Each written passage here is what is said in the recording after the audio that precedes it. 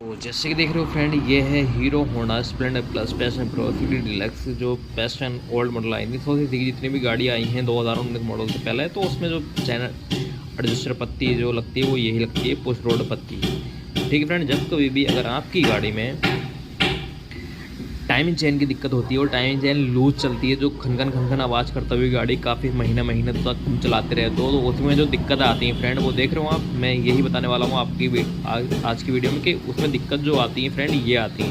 यानी कि जैसे कि मेरे पास एक गाड़ी आई थी, तो उसकी जब मैंने टाइमिंग चेन का सिस्टम जब खोल के देखा तो उसमें टाइमिंग चेन काफ़ी दिन से लूज चल रही थी। तो ये जो है टाइमिंग चेन एडजस्टर पत्ती यानी कि घोड़ा पत्ती कहते हैं इसको, ये कितनी बुरी तरीके से ख़राब हो चुकी है।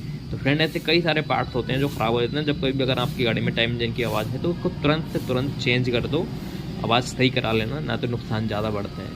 कभी भी आप महीने 2 महीने 3 महीने 6 महीने ऐसी खनखन खनखन आवाज़ कर रही है गाड़ी और उसको चलाओगे तो बहुत नुकसान होता है फ्रेंड। तो इसलिए आप अपनी गाड़ी की तुरंत से तुरंत जो भी दिक्कत है उसको सॉल्व कराने की कोशिश करें।